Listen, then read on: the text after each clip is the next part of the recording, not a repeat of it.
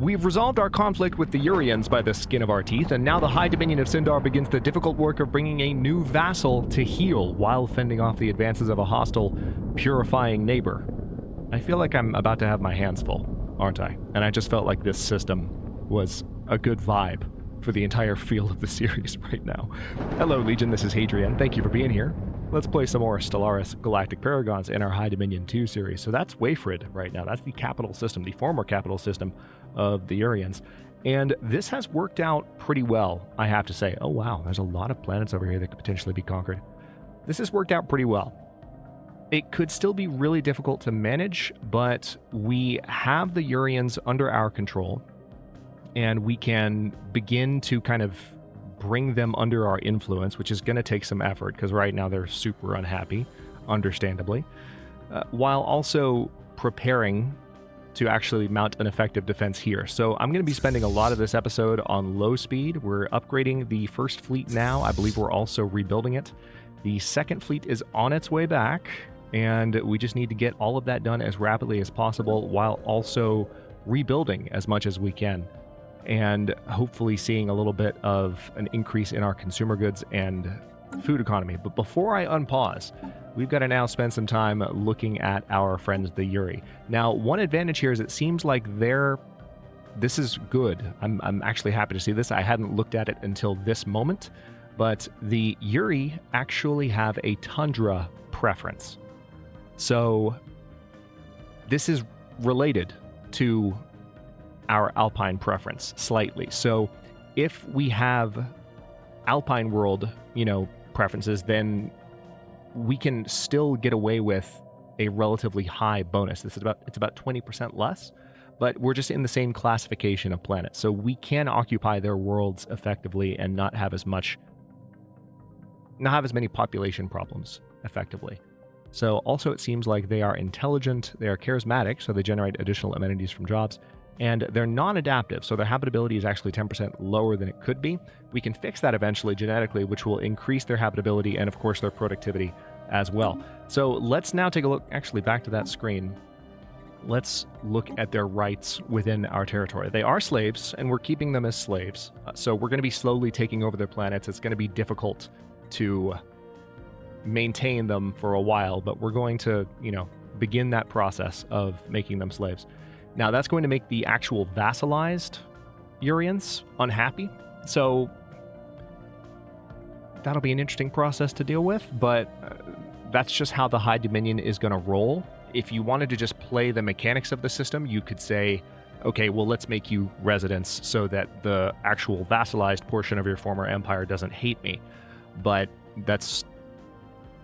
it's not in keeping with what the High Dominion wants to do. They're looking to dominate neighboring life, and this is what they were able to take during the war, so they're going to enslave the people that they actually conquered, and then the rest of the people who are considered vassalized, they get to keep their territory for now, but that's how they're going to be treated in this case.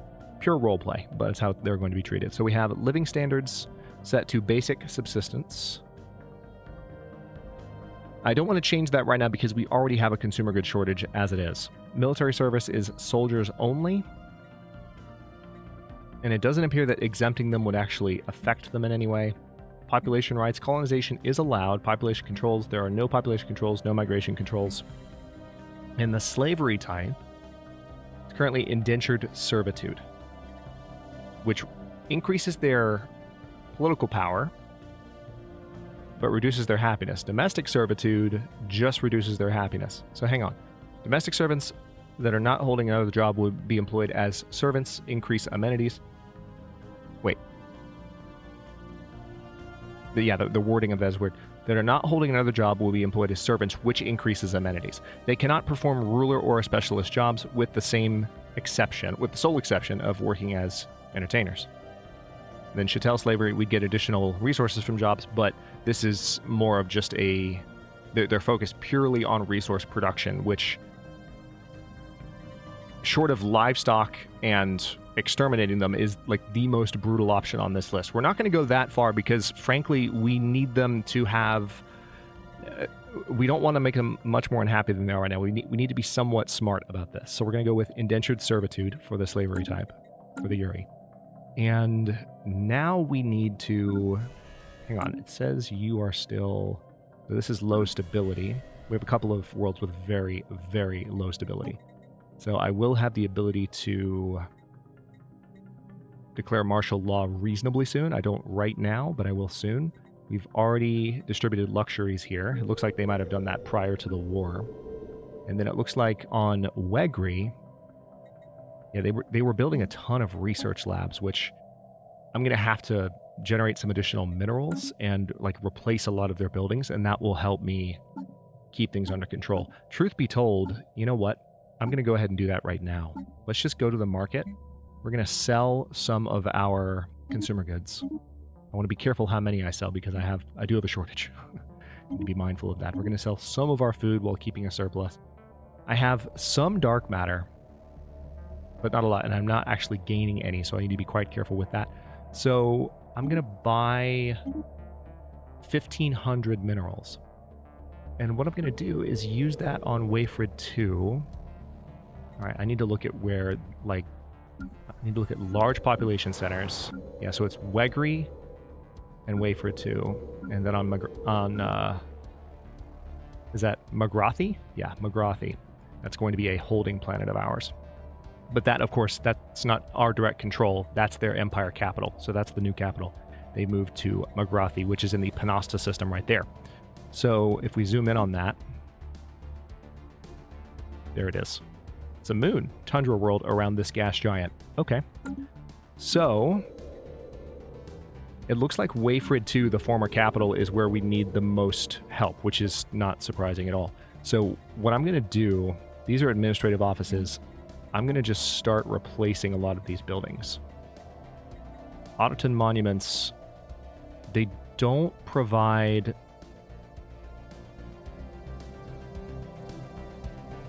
Yeah, citizen pop happiness is decent. So let's go ahead and... What I need to do first is something that will increase stability. So let's do precinct houses. Absolutely. And then maybe a stronghold as well. So we're going to replace these research labs with things that are actually helpful. And then we're going to have gene clinics here. We'll leave one research lab. You know what? Let's leave 2 research labs. Why not? I'm going to replace one of these admin offices with an Autoton monument. And then we're going to demolish this building here. Just get rid of it altogether. Hopefully that didn't cost me too much by doing that just outright.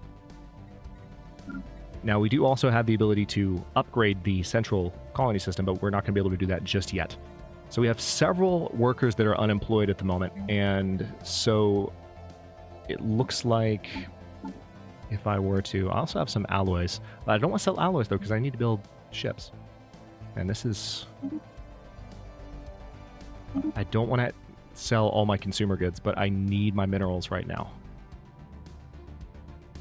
I need my minerals. So let's see if we can attenuate our food shortage somewhat by building an agriculture district on Wayfred 2. Or even better, maybe we can build it on another planet that has jobs that need to be filled. Yeah, so let's go ahead and build an agriculture district there right now. Now we have holotheaters that need to be repaired. Yeah, we're just going to have to wait for some of these resources to regenerate themselves. We have 2 strongholds here. So as the devastation decreases on some of these planets, 2 of them specifically, the ones that have been more recently attacked, then we'll have a little bit less of a hard time. But also bear in mind, hang on, how is my starbase capacity? All right, right now I'm at cap. And we've got Runa, Shujenya, still upgrading to a starhold right now. Ushakaren, Uskomia. Yeah, I like the idea of those stations being there still and keeping all of those. That makes a lot of sense. I wish I had them all further upgraded at the moment, but I'm happy with that. So, yeah, now let's let things run on speed 1. Ancient cyber space. The hostile and unforgiving world of Ukromia 1 was home to what once appears to have been a large cyber space. Nothing remains of it now, aside from scattered debris and a large crater. We will have to investigate the site of the base more closely if we are to learn Situation more. log updated. Research. Tell me more.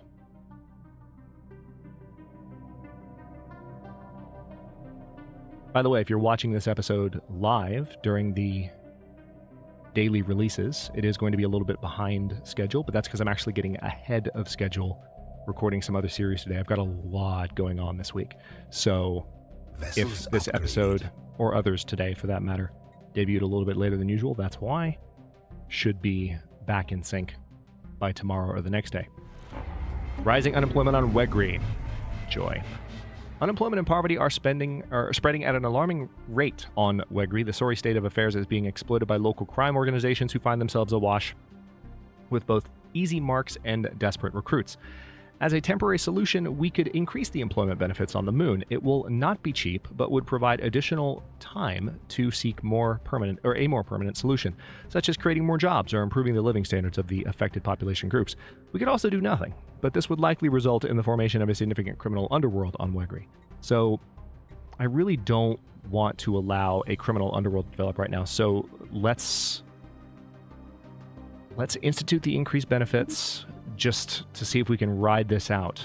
I hate it. I hate it, but I don't feel that I have much of a choice. All right, we are building that farm district there. We have an opportunity to build here, so let's see what we can do.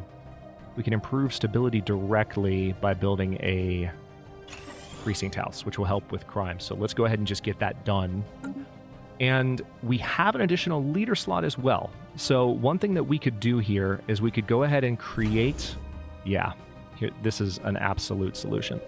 So we're going to create a new sector here. And this is the Wayfred 2 sector. And now I can give this sector... Hang on, let's make sure I'm setting this up on the appropriate level. Planets and sectors, F9. All right, now we don't have a sector governor for the tier sector, unfortunately. We will, but right now we don't. So you need a leader. Right now the Oracle is just governing Enthras Mandate. They are currently, I want to say they're not a counselor at the moment. So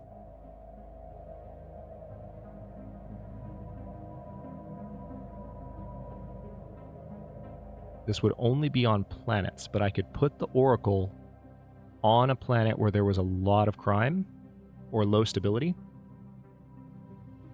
This would decrease happiness, though, and that's... that... See, that happiness dip right now, I'm not sure that's worth... Hang on, let's take a look at the crime situation here. All right, I'm looking at the stats. So stability would increase immediately, go from 34 to 24. Happiness would go down. So you can't see that directly here, but it's affecting population productivity. Specialist pop resource output would go up, which would help counteract that. And then crime would go way down. Now, right now, crime is just at 10, but this would virtually eliminate crime on Wayfred 2. That's if we made them the planetary governor, I think. See, now I'm curious. I want to put them in charge of the sector because I want to see if that bonus applies to the whole thing. We can move them if needed. So, yeah, let's check this out. Let's go ahead and put the Oracle in charge there. Okay. So this is... Let's see if that applies to everything. Okay, it applies to the entire sector. Definitely gonna keep... Alright, cool. Learned something today. Wait a minute. Let's go ahead and edit the sector if at all possible.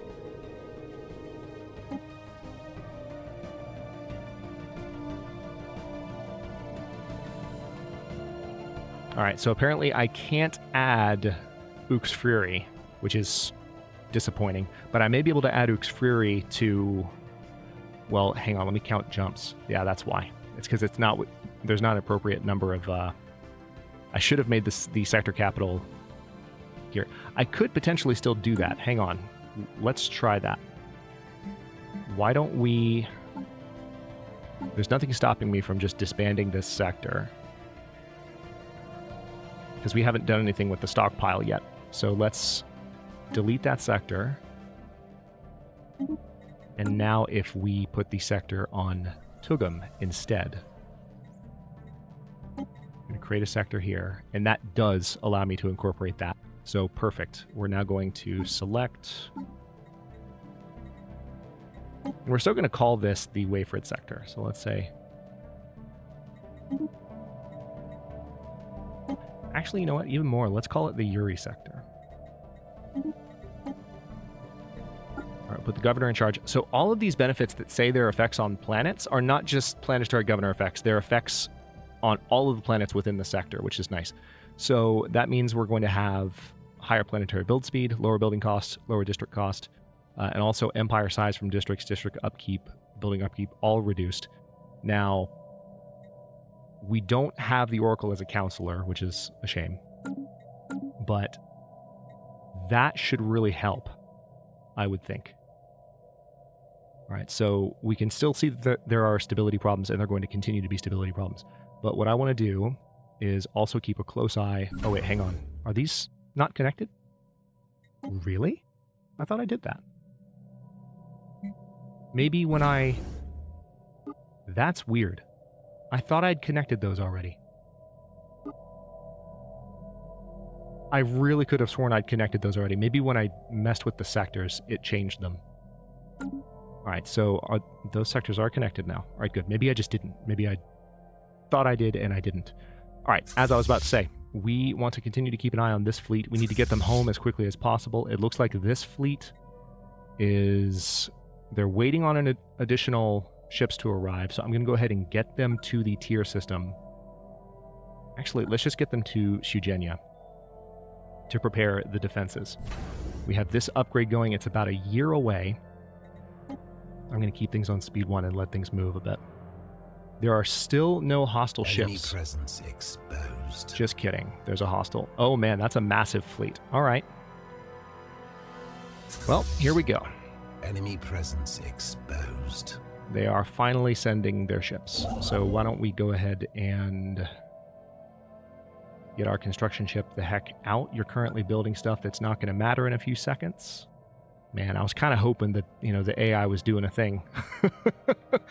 I was kind of hoping the AI was doing a thing where they just declared war and they were sitting here twiddling their thumbs, but they're definitely not. And my fleet is still in the process of getting back to a point where it can actually, be fully combat ready. The fleet is at full strength, but I need to upgrade those ships. So one of our major stands could be here in the Sugenia system, which I don't love because we're not done with that upgrade yet. And it's also, that station is currently not set up for defense. Its plan was to have it be a defensive bulwark, but my first buildings there were not for that purpose. This is going to be ugly. And depending on how this goes, we might have to restart the series. We won't restart it before getting our butts kicked. Special project complete. But if we get to a hopeless situation where it's like, okay, bad start, then we restart. That's completely normal.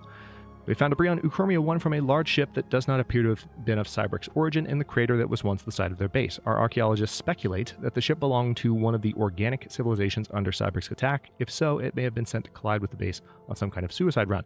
No other explanation for the destruction of the base has been found. All right, an interesting find. We got another Cybric's artifact in Uchromia.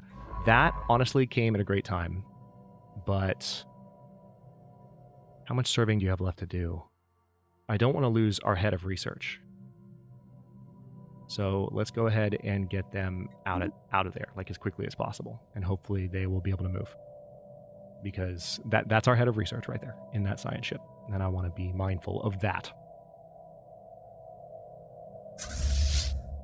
All right, are you still doing nothing? Yeah, you are. All right, let's send our baby space amoeba to Sugenia. Because, we're going to need all hands on deck for this defense. Technology secured. All right, naval capacity plus 30. That came at a good time. Oh, pause game. See, there we go again. All right. I'll go ahead and select neural implants because having something that's going to help with bringing slaves to heal kind of matters at this point. Man, having freaking fanatic purifiers right next door, it's pretty brutal. Here follows the latest newsletter from all of our patrons. Sadly, nothing much has been produced in the Enclave. Most of the artists have fallen into a deep melancholy from where no inspiration can be drawn. The mood is dire, but hopeful. Creation takes time, after all. Any donations that might help the group rekindle their interest in the material plane would be of tremendous help. I'm going to say we cannot afford to donate right now, because I need all hands on deck energy-wise, just period. All right, so we still have a pretty significant consumer goods and food shortage. Sphere of influence expanded. The new Riordan colony has been built. Nothing really that I can do there yet. Did I ever clear my blockers? Oh, yes, I did. Just making sure. All right, so this is about to get ugly. Leader retired. Oh. They fell from grace? How did they... What?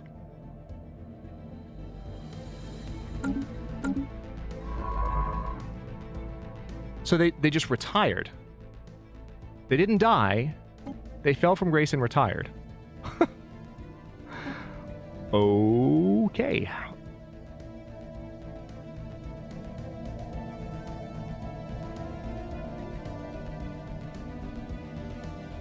Alright, so I could give the Oracle this position now. And that would allow for additional stability across all of our planets as a result, if we put the Oracle in charge, because it's available for scientists and governors, if we made the Oracle the head of research. I think that's like the only choice. That's actually like a really interesting opportunity. Oh gosh. See, this one's good. Yeah, I'm going to go with the Oracle. That's the obvious choice, I think, to make them head of research. So again, we're getting a research speed boost for having that position filled, but also their Principle 2 leader trait now kicks in, and all of our planets are more stable as a result, including those that we conquered during the war. Yeah, just to be clear, when I talk about restarting, I'm not talking about ducking out early, but if it's clear that we're just going to lose and lose badly, which right now I don't have anything to really counter this fleet. I got nothing. I was still in the middle of a war with someone else, so, and this seems like a pretty big devouring Station swarm. under attack. Yes, I'm well aware. There's nothing I can do. Spaceport under attack. I just need to get my science ships the heck out. I need to get all of my ships out. All right, so they took Pakshalika. The good thing about a devouring swarm is that any defeat that we... Hang on. Any defeat that we offer them, that we serve up, will result in us just taking the territory from them. So if this is their only fleet and we can manage to defeat it, then we might have a chance. At long last, Baron Victor Yarden has recovered from emotional shock of the fall of his once proud noble house. Unburdened by the guilt and melancholy, he has found a new purpose in the service of our people. Removes all negative traits from Baron Victor Yarden, gains 5,000 experience. Very good. All right, so we just unlocked the UV laser, which is great timing. I might just build as many ships as I can right now, because now that I have the naval capacity, why not do it? I should have already done it, to be honest. Let's see. So he no longer has any negatives. He provides additional ship damage. Fleet command limits higher. Fleet he has fleet organizer, so naval capacity is higher as well across the entire empire. So we could improve artillerist, which would give ships additional damage and better tracking. Or we can give him military pioneer, which would make all of our ships a little bit cheaper and make them build a little bit faster. You know what? Let's do that. Let's diversify a little bit. Looks like we have one more that we can pick. Interesting. So border guard, defense platform build speed, or starbase hull points plus 20%. Nice. Or we can level that one. What? We can level that one up that we just gave him. So now we have 10% increase in build speed and reduction in cost. Yeah, absolutely. That's where we're going with that. All right, so let's also research. Plasma throwers are probably going to be pretty handy. I don't feel like detection arrays are really important right now. Improved reactor booster is the cheapest technology. Let's go ahead and knock that out. Meanwhile, let me also make sure that all of my ships... I'm remembering something that someone said the other day. Yeah, that's a problem. I'm going to make sure that upgrade kicks in automatically. So yeah, we're going to put the best systems on this. when this ship was designed, I didn't have auto upgrade turned on, and obviously that's a destroyer, so that's going to affect things. This one did auto upgrade, as did this one, and this one, and this one. Okay. I hate this because I don't want to reverse from where I currently am, but at the same time, I feel like my only chance to defend is going to be to have all of my forces together in one place. So what I'm going to do is I'm giving the order for all of my ships to come upgrade. And I'm just going to hope that I'm going to be able to do something against that fleet. That's 14,000. 14,000. I don't really have... Let's see if there's anything I can build. I doubt there's anything I can build in the amount of time that I have.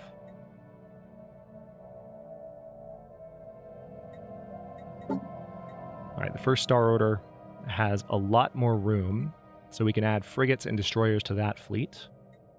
We can go ahead and increase the number of destroyers here. Yeah, this fleet actually has a much higher command limit, so I can increase your count on corvettes a little bit. We can increase your count on frigates up to 8, and then we can have 6 of each. All right, so that's that. Now the First Order, if we did the same thing, we don't really have the resources to do this. No, not a new fleet. Why did I click new fleet? No. Tell you what, hang on, I've got a much better idea. I just remembered we can do this. Let's copy this template. No, I didn't want to do that.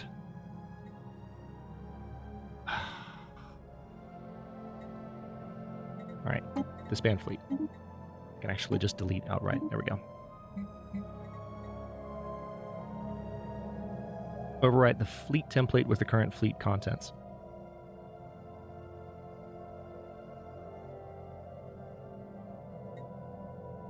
Okay, all of a sudden I'm looking at that button. I feel like that's the one that I want to use, but I'm... Overwrite the fleet template with the current fleet contents. So... Oh, I see. So if the... That actually could make a lot of... That could be the button that undoes a lot of the trouble that I have with the auto builder. So if there's a difference between the template and what's currently in the fleet, but I'm happy with what's currently in the fleet, I can just say, okay, forget what you have in the template, just run with what you've got right now, and it will no longer try to build anything extra to complete the template. Got it. But there's no way for me to just, like, paste this template. I can make a new fleet by clicking copy template, but there's no way for me to paste it onto this one. I've got to do it manually, which it's fine, I can do it, but I kind of thought that I could do it in a different way. Alright, so that is our defensive force. If we're going to be able to mount a defense, we'll try. Let's give the order to reinforce the second Star Order. And I suppose I will... I don't want to sell much more food. And I hate to sell minerals because we do need to build things, but what we need to build more than anything right now is ships. Period.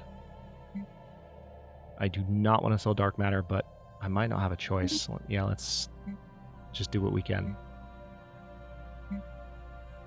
Alright, I can't sell any more consumer goods because I'm already close enough to shortage on that. So let's now continue reinforcing this fleet. Alright, that fleet's at full strength.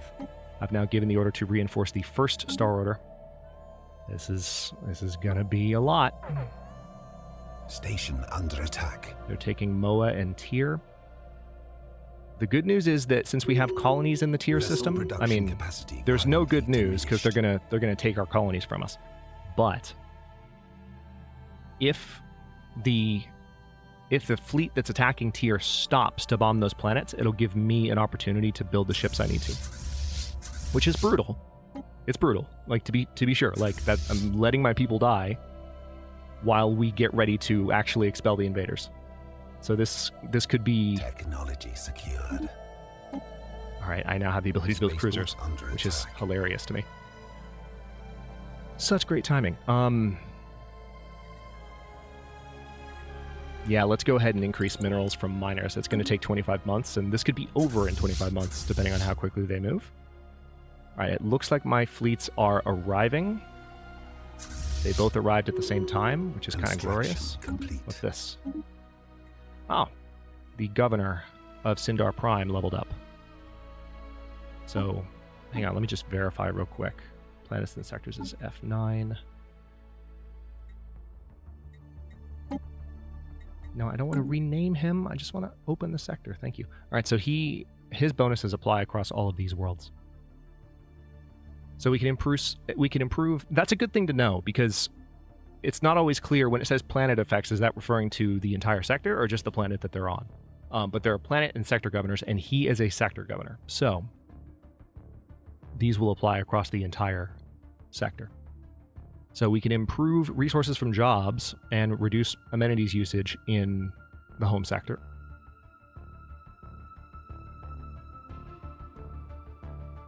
Yeah, industrialist is the way to go. Let's go ahead and give him that.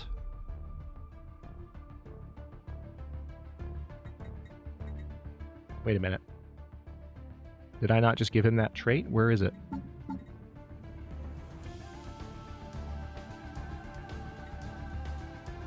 Oh, it shows over here because it's his governor trait. So hang on, I want to look at this system for a moment. So this is showing industrialist. This is showing industrialist principle 2. Okay, so their type is what shows over here. So these are not all of the traits. There's also their core trait, which shows here. I don't think it actually displays anywhere else. Maybe if I pull up the leader screen and look specifically at that. Let's take a look. I want to understand as much as I can. Hang on, where are my leaders? All right, Pult. Yeah, so it shows here on this icon. It's his veteran class. So he's an industrialist, and that's what we get. And okay, that's why it's throwing me off, because that icon is the industrialist icon, but it looks like a settings icon. That's why I'm losing it. So I had to, kind of look over here and realize that there are differences in the icon. But so that's the icon for industrialist. That makes a lot more sense. I wonder if they'll end up changing that for the same reason, because you kind of look at it and you think, Zero-G research platform disrupted. What's going on here, All right, so they are attacking. It looks like their smaller fleet has broken off and is moving through our territory to attack the Shugenia system, which is done upgrading. What?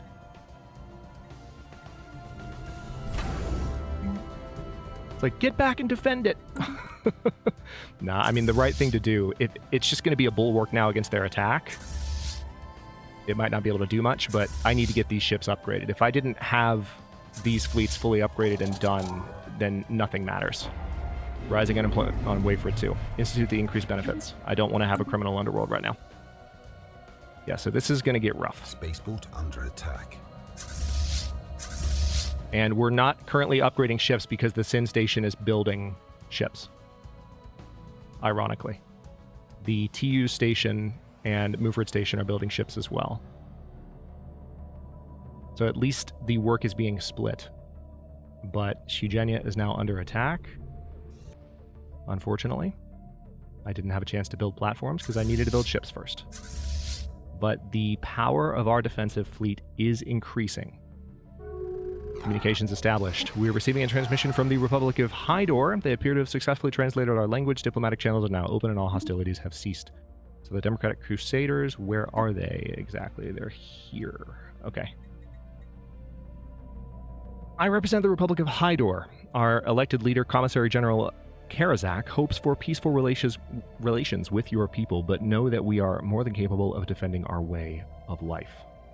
Okay. We do not take kindly to your people, or to your kind. Alright, first contact is completed. Let's see how this is doing, because I need to wrap up this episode in a bit and get it uploaded, but yeah, there's a number of ships that still have to build before the upgrades even frickin' start in the Sin system.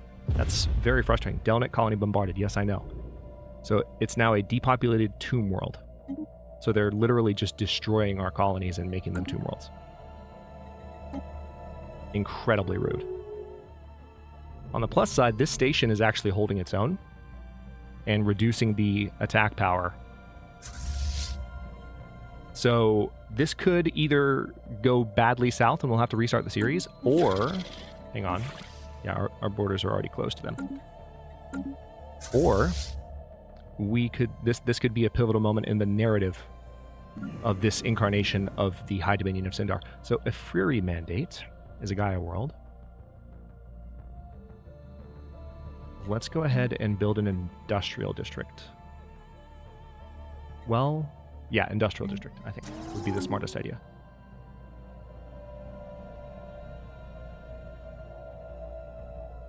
It's definitely a dark day, though. Still can't do anything with these upgrades. Technology secured. And I still haven't... Alright, they did beat the Sugenia station. That is really unfortunate. Slave army. Pause, game. Slave processing facility. Orbital slave processing is done.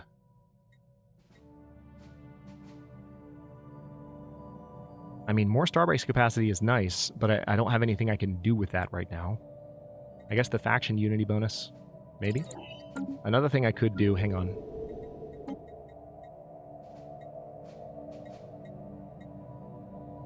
I can declare martial law on some of these planets. And potentially run an anti-crime campaign. But it doesn't look like I had that option everywhere. Yep, launch anti-crime campaign, declare martial law.